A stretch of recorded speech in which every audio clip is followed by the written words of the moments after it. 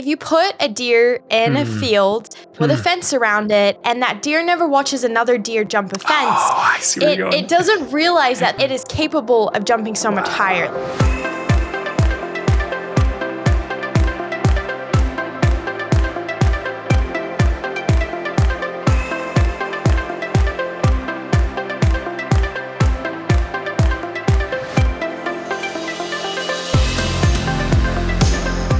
Welcome back, everyone, to the A Little More Courage podcast. Today, I am so excited. We have the honor and privilege of having a good friend, Quinn Taber, on today.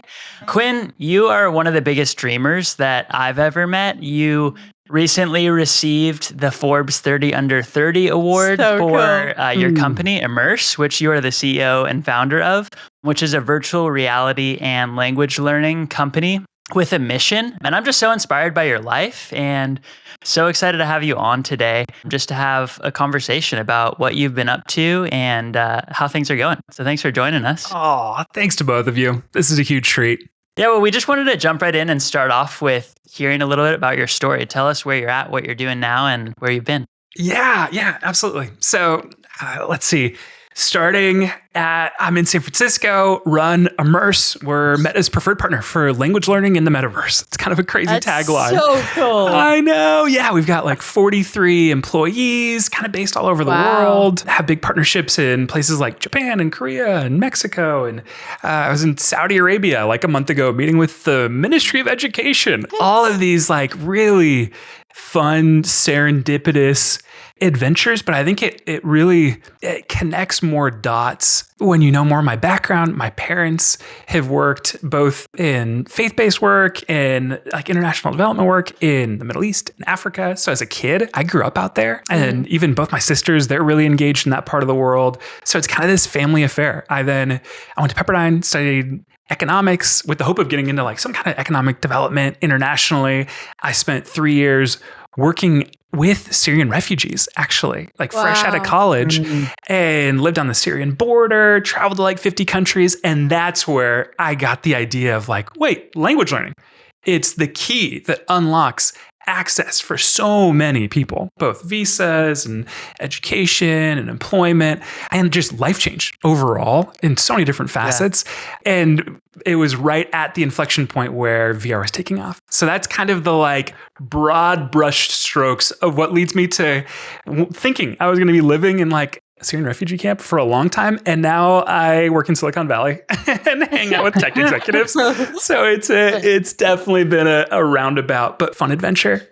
That's so cool. I love that. Quinn, take us to like where you were at when you were serving overseas in the Middle East. Would love to hear just like why did you even go over there and serve, and what were you doing? And then maybe share like an impactful story of that like could give us an insight into what your time there was like. Yeah, wow, absolutely. So I think it starts with the philanthropist that I worked for, this amazing, godly, like at the time, 75-year-old big real estate developer who'd done really well and had committed both like a huge portion of his success and his net worth and a lot of his friends all committed together to giving, particularly to the Middle East. And they wanted to work with partners on the ground that knew a lot of the NGO leadership and church leadership. So I was like their basically like frontline soldier, living in the refugee camps, traveling, like I said, 50 countries, visited every major city and refugee camp from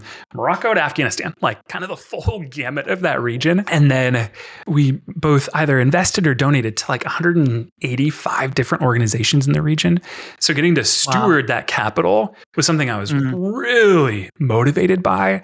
But then I think the day-to-day, beyond like the financial impact and the social impact, getting to live like day in and day out with 6 Syrian refugees. That was the life change for me. So I started off living with a lot of the expats, like the Americans close to the embassy. And I'm like, that's not why I moved here. What the heck? Moved into a refugee slum, lived with 6 guys from Syria and Iraq. Only one of them spoke English. That's how I ended up really like accelerating my journey of learning Arabic, but getting to like do the day-to-day, breaking bread, watching their favorite soap operas, helping them apply to then like get visas over to the US and Canada. Those are the like really the memories and the people that I carry with me. That's so cool. And Quinn, something that really stands out about your life, like you have started this company and it's really taking off. It's making such a huge impact in the world. And it's very abnormal to have such a big dream and just to go for it. And before we were jumping on this podcast, this is a very random analogy. Please. But I grew up on a farm in New Zealand. And I remember watching deer jump fences. And so, like, if you put a deer in a field with a fence around it, and that deer never watches another deer jump a fence, I see where you're going. it doesn't realize that it is capable of jumping so much higher. Like, I remember seeing this farmer, and he had deer in a fence, and it was like maybe 2 meters high, like not that high. And the deer never jumped out. But then you went down the road, and there were deer that had their fence had to be like triple the height because they knew they were capable of jumping it. And I just wonder, like, where for you, you're a big dreamer, did you watch other people, like, to go with the analogy, jump the fence? Or was it something that you were like, I'm going to start this company and I'm going to send it? Like, how did you realize that you could jump this fence? And then also the second question to that would be, what would you say to somebody that is wanting to dream bigger but doesn't even know how to? Oh my gosh. Oh, I both love that metaphor, and I have so many different answers to the question. I think it's both a mix of like, yes, I very much had the mentors and the example of the fence jumpers. I think it starts with my parents. Like they moved to the Middle East in the 80s to support refugees and religious asylum seekers. So it's like that part was baked into our DNA. But then I think at each juncture, often how this was probably baked into our family identity as well, though. Often how I wanted to make decisions is like, what required the most faith? And maybe like a synonym being like, what requires the most courage? And that will end up being one way or another, the life that's most worth living, despite the hardship and the challenges that'll come with it. So like even thinking through the like, I could go straight into like the investment banking job that I just got offered, or the biggest humanitarian crisis is going on right now in Syria. What if I just commit a year or two?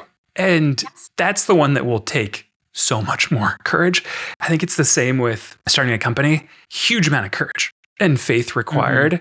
I think there were a number of mentors that I had seen do it in some way, shape, or form and had them say, Quinn, even though you aren't going to know what the heck you're doing for probably years, the only way is to dive in. Like that's the only way to really get educated and like build the experience you need. So I think if I were to answer the second part of your question, I think it really is like seek out the example and the mentor that is a fence jumper. But 2/3 of it, 3/4 of it is honestly between you and God, like asking for the courage and the faith to take the leap, because that's the hard part. That's the part that like even today, I'm 6 years in and I'm like, how did I get here? Like, do I have another day in me? I'm like, yes, I do. Here we go. Like time to muster up some more courage. Wow. I love that perspective. It's so funny because what brought me first to New Zealand is my mom sitting down and saying, like, I was trying to decide if I wanted to stay in New Zealand or what first brought me to America was my mom saying, Riley, you could stay in New Zealand or you could move to America, but choose the decision that requires the most courage. Yeah. And I love that. That's like our heart behind why we even started this podcast is like, courage writes great stories and life is so precious and like give the pen to courage. But what did it look like in those moments where I'm sure starting this company that there are moments where like maybe failure is happening or odds are against you and you're having to push through? What did you do in those moments and how did you like have the hope to keep going? Yeah, man. Oh, it's another good one. I almost want to like ask you both. My answer right now is I enjoy looking back, like either the journals or the moments or the conversations I've had where I first felt called to take the leap and like really stare at that moment and be reminded of how deeply I believed it and felt it in my soul. And that one can often be almost that adrenaline shot of like, yes, I was called to do this. Like this is the journey I'm supposed to be Yeah. on.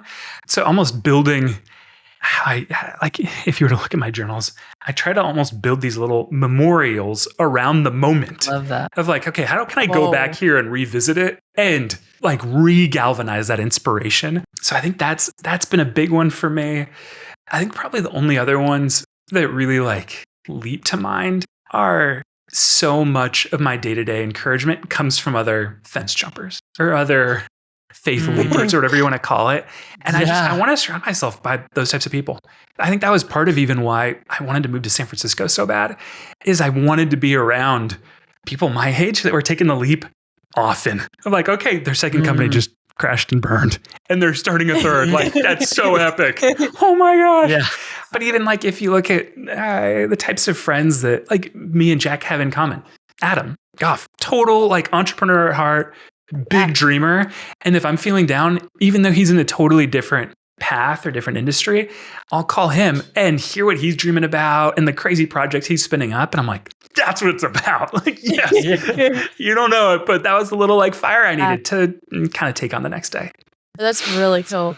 And even I think of somebody who might be listening to this right now and doesn't have friends like that. I would just encourage you, I know it sounds so simple, but pray for them. And something that I do that it's kind of a random practice, but it's honestly been really helpful for me, is I write letters to my future self. I just recently signed a book deal, and I wrote a letter for that moment when I had signed a book deal. And this is back, I'd written it 2 years ago when, unbeknown to me, and a year from then was going to get multiple rejection letters from publishing houses. And then a year after was finally going to get a deal, but I didn't know in that moment what I was going to go through, but I just was like writing a letter for that moment that I had to believe was going to happen. But Jack, I know I'm turning it to you, but like, what have you done to like keep hope? Like, please. You're also a business owner, and like, I've have the honor of watching you day to day, and it's fun. And then there's hard moments. How have you kept being like, I'm going to persevere through this? Yeah, that's good. I love that. I love what you were saying, Quinn, of remembering. And it's really cool because that's what a mentor told me a long time ago. If you don't know what to do, like go back to the last time you heard from God, the last like word that you received, and then start from there on what has he spoken. And even in the Bible, like it talks, if you read through the Old Testament, there's such a big theme of God saying, remember what I did. And because the Israelites are constantly like forgetful and then operating out of a lack of faith. And they're like, we need to build this golden calf or do something instead of remembering how good God was and the things that he's done. And so I love what you were saying, Quinn, because I do the same thing of like, I go back for me in running a business. Over the last 3-4 years, there have been a lot of low points, like very low points where I've had to be, where it hasn't felt like I'm doing what I'm supposed to be doing. And I've been like, man, I want to jump ship. But then I also go back and I look at, no, this is the moment where the Lord spoke to me and said, this is what I'm to be doing. And I get re-encouraged as well through that. And I think that that's such a common thing in faith. We can have these like really big highs, like you go on a weekend retreat or a camp, or you have this amazing prayer time. And then it can like, just like one day later, you're forgetting what just happened. And so I think it's a spiritual practice to remember what God has done in our lives and to write these stories that weave together like the work of God in our lives. Yeah, I had this, I went to Fuller Seminary, which didn't you also go there? Totally. That's so, I love that. And I had a professor who said on Fridays he remembers death. And I was like, what? It's intense. What he was saying is like, we're all on this path of life, and it, like death itself is inevitable, but in the remembrance of death, you realize the preciousness of life. And he like he remembers something every day, like spends some time like thinking about something. And on Fridays, it's death, which I was like, hey, that's dramatic, but he lives such a full it's cool though. Life. Yeah.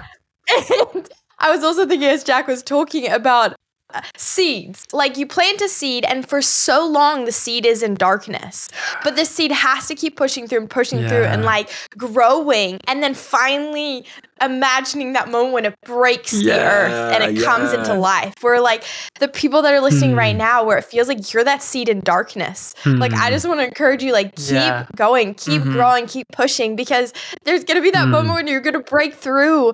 And it's not even then, you may not yet be producing fruit, but you're yet showing like your calling or your dream to the world. Yeah, I love that. Another thing too is celebrating the wins. Like when they do come, even if it's small, and this is something that Riley, you're so good at. Like Riley always wants like the most childlike celebration, and she voices. One thing that's really cool is she's good at voicing like, "Hey, when I get this book deal, I really want to be celebrated like in a childlike way." I wanted like balloons. Yeah, balloons. Yes. And a poster. Oh, absolutely. So like the day I knew she was like gonna come home, I went to Target, got all her favorite candies, and like made a big sign and streamers through the house. Oh my God. And I think that that's so important too. Like even if they're small wins, I'd love to hear, Quinn, for you, how have you celebrated like your wins in the business and just in your career? Oh man. If anything, I would probably be more truthful to say that that's something I'm working on. And it's something that I'm really thankful that I've got some teammates that I think that comes a little more natural to them. And even in the last couple of months, recognized the, like, I think in to-do lists and timelines and milestones. And I can go 3 months and maybe we'll hit 80-90% of our goals. And I instantly then just start planning the next one. And then to have a teammate say like, Quinn, wait a second, we hit quota. Or look, we onboarded this massive client. Like, wouldn't it be great if we paused and were grateful and celebrated the teammates that did it? So it's become like a more recent focus of mine. So we now, like in our all hands, it's like the company-wide meeting. We do it in VR actually. So everyone's in their VR headsets and it's like amazing. We'll do it like at Santorini or on Mars or these like really cool virtual spaces. And we now end every call with literally all that we call it is celebration. And it's 10 minutes of folks voluntarily, like kind of popcorning around, celebrating someone else that they saw like, hit a goal or a milestone. And I think if you were to ask any of our teammates, they'd probably say that has been like the number one boost to morale and gratitude and camaraderie. Awesome. So yes, I think that's like a key, both like spiritual practice and leadership practice that I am focused on right now.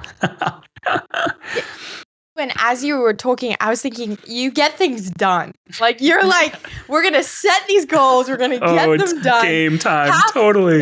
I know that this is kind of an out-of-the-box question, but I actually really think this is really going to be really helpful. But what is something you do practically that helps you get things done?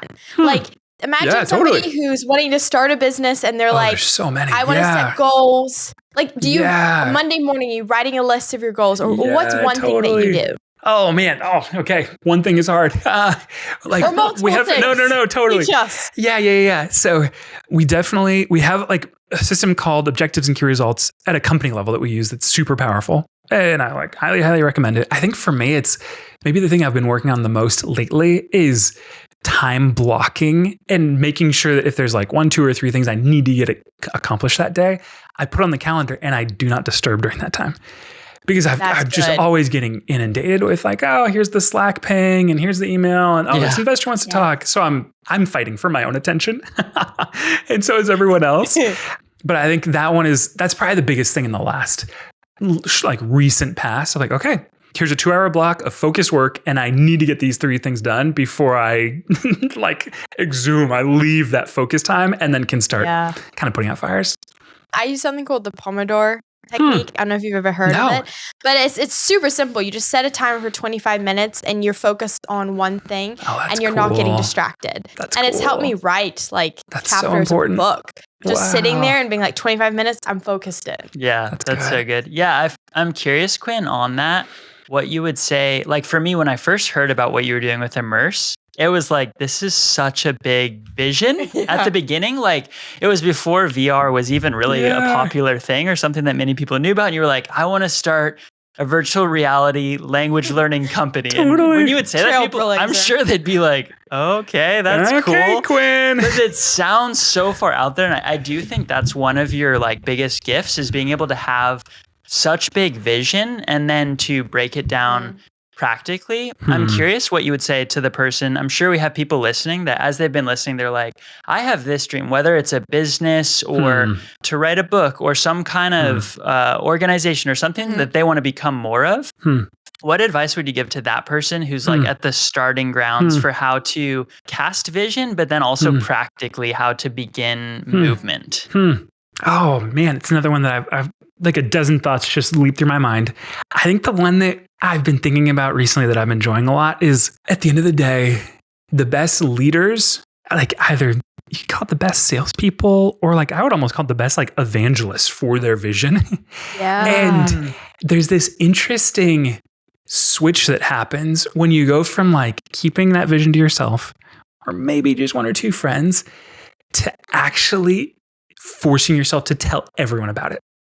What are like the natural things that happens? One, accountability. Now the whole world is watching you. I'm like, oh my gosh, Riley just told me that she signed a book. She better come out the book. Like, I don't know if that book doesn't exist in a year or two. Like, I know, and I'm gonna text you like, hey, when's the book coming?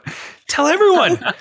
Accountability. I think when there is like especially like a unique vision, anything that has like a risk of like failing. You actually, by telling people, you just get amazing market research, like on the fly, constantly. Like I could tell you so many random convos where we were dreaming about VR language learning, and somebody would be like, oh, well, let's talk about it for 5 minutes. And they'd somehow stumble across a piece of advice that I never would have expected. It's like, because I tell everyone. So I think once you are successful, your main job will be to be the evangelist, to continue to like fundraise and sell and cast vision. So you might as well just get started today. Yeah, that's so good. I love that. It's interesting because it's such a vulnerable thing. Like when we have dreams, it can often feel like so close to our heart. And I remember for me, like a long time ago when I had a shift as well of beginning to speak a vision. Like I have people that know me well know that I have this dream that I've had for like 6 or 7 years of having a camp and retreat center. And it's still in this phase of like, I speak it and share it a lot, and it still feels vulnerable. It's like, totally, because I don't know what the next step is, but for me, it has been cool to see as you speak a dream and as you speak a vision, people around you coming to like encourage and give ideas. And so I would just encourage to anyone who's listening, if you're listening to this right now and something is coming to mind for you, share it with someone like right now or right after this podcast. Like shoot someone a text or an audio message or give someone a call and be like, hey, I just want to share with you. I've had this dream and I don't know how I'm going to get there or what I'm going to do, but this is something that I'm really passionate about and I want to like take a step.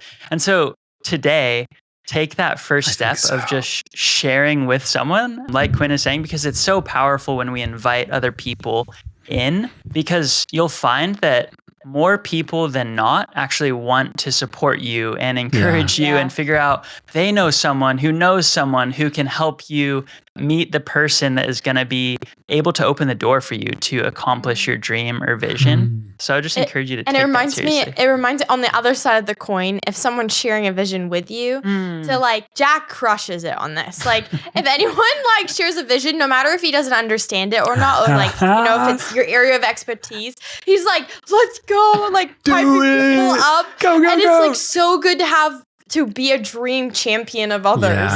And it reminds me of like, I remember probably a decade ago studying first interpretation theory. And it's just the idea that like when we first hear of something, we form a lot of opinions about it. Like it's like 80% of our opinions are formed the first time we hear about something. But like imagine being someone you're sharing that dream and the first person, if you get the honor of being the first person to respond, they get to like, they're going to form decisions of whether they want to carry this out or not. That's why it's so precious to be like, let's go. Like, even if you don't understand, you're like, this is amazing. Tell me more. Like, even having high energy as we speak to that person so that they feel good, because they're forming an opinion about like, as we're saying, like, is this worth it? Like we're asking people around us, should I go for this? And that's often why we share it. We're like, will you hold me accountable to this? And can you affirm like this is good? Wow, guys, I'm loving it. Oh, I'm in such agreement. I think what popping to mind or going through my heart is that, interestingly, on one hand, the more you share your vision, the more that vision in confidence grows. But what's interesting is like, I dream about what I want to do after Immerse one day. And interestingly, I actually would say I deal with the same insecurities that I did when I first started Immerse. I think that human reality exists for everyone, no matter whether it's their first adventure or venture or their second or third. It's like right now, I talk about it with my wife all the time. I'm like, babe, what if we sold Immerse, made a little bit of money, and invested in these far off tech ecosystems like Kenya or Israel or India, and just like up and moved our family out there once we have kids. Like how crazy would that be? I love that. But like for me to share that, I hear myself say it, I get a little nervous. I'm like, oh, what if they're going to think I'm like dumb or crazy or like it's a terrible idea? So I think for a lot of folks, I'm like, all that you can do is pray on it, like ask for the faith and just start casting the vision. Like just force yourself to start putting it out into the world. Yeah, I love that. That's so good. Quinn, you're such a fun person. Like you're good at having these big vision dreams, but then like I remember the first time I met you was 7 or 8 years ago. We ended up with a group going cliff jumping at like 2 a.m. in Orange County. And just like totally figuring it out. And you've always just had this sense of wild adventure. As we close, I'd love to just ask you, what's like a fun recent dream that you did, or like something fun and random that you did? Man, a couple actually. So we got flown out and I brought my wife and one of our best pals to Saudi Arabia. So many adventures there. Oh, I'm just saying if I should pick that one. I'll tell you the other one that's even more like loony. My 30th birthday is coming up. And I'm like, oh, what should I do? Like, what's something I've always wanted to do that I never could convince enough people to come do with me? So I looked up on Vrbo and we rented a chateau in the French countryside like less than 2 months ago. And if you have enough people come, it's super cheap. It was like $45 a night. But all you have to do is convince 25 people to come. Totally. So sure enough, I'm like, babe, let's just throw it on the credit card and like see if we can convince people. And fast forward, technically my 30th birthday is next week, but I convinced people like a month and a half ago to come out for my like 30th birthday summer or whatever. We had like 25 people come and we were dressed up in like Marie Antoinette garb and we were dancing in the garden and jumping in the pool and it was hilarious. And like if one person tried to do it, it would have been way too expensive. But same thing, once you just kind of throw the vision into the world, I'm like 25 people leaped and it was so iconic. It was really fun. Yeah.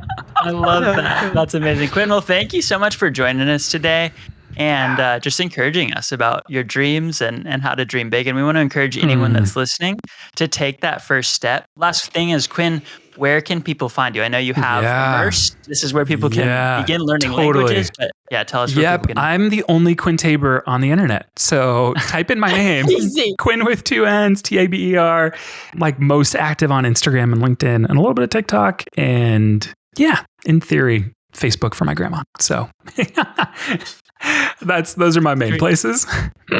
Awesome. Well, thank you so much for joining us. Of course. Thank you. Thanks, y'all. This was a treat.